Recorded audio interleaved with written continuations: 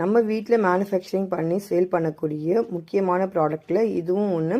வால் மிளகு மூலிகை பல்பொடி.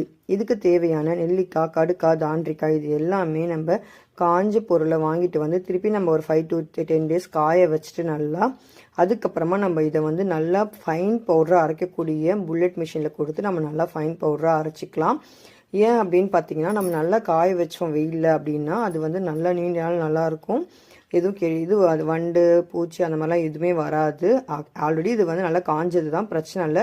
இருந்தாலும் நம்ம ஒரு வாட்டி நல்லா காய வச்சு கொடுத்தா இன்னும் நல்லா ஹைஜீனிக்காக இருக்கும். அதனால இதை நம்ம அரைச்சிட்டு வந்ததுக்கப்புறமா இப்போது வந்து நம்ம இதில் வால் மிளகு, ஏலக்காய், கிராம்பு எதுவுமே சேர்க்க மாட்டோம். ரூம் டெம்பரேச்சரில் உள்ள மிக்சியில் கிரைண்ட் பண்ணி அப்போ தேவையான அளவு நம்ம சேர்த்தோம் அப்படின்னா தான் அதோட தன்மை வந்து அப்படியே இருக்கும். இந்த மிஷினில் போட்டு நம்ம அரைச்சோம் அப்படின்னா அந்த தன்மை வந்து இல்லாத மாதிரி இருக்கும். ஒரு வாட்டி அந்த மாதிரி ஆயிடுச்சு. அதுக்கப்புறமா நாங்கள் வந்து இது வந்து தனியாக வீட்டில் தேவையான குவான்டிட்டியில் ஏலக்காய், கிராம்பு, வால் மிளகு, அதுக்கப்புறமா இன்னும் சில பொருட்கள்லாம் போட்டு இதை நல்லா அரைச்சி அதோடு மிக்ஸ் பண்ணி நல்லா ஜலிச்சுட்டு உங்களுக்கு சுத்தமான வால் மிளகு பல்பொடியாக கொடுக்குறோம். இதை வந்து நீங்கள் ரொம்ப யூஸ் பண்ண தேவையில்லை. கொஞ்சோண்டு ஒரு பிஞ்சு கையில் கூட்டிட்டு எடுத்து நீங்கள் 2 தேய் தேய்ச்சிங்கன்னா சூப்பராக இருக்கும். வாயில் வந்து எந்த துர்நாற்றம் வராது, நல்ல கமகமான்னு இருக்கும். அது மட்டும் இல்லாமல் இது வந்து ரொம்ப மூலிகை உள்ளது, ரொம்ப நல்லது. மறக்காமல் சப்ஸ்கிரைப் பண்ணிவிட்டு தேவையான இந்த நம்பர்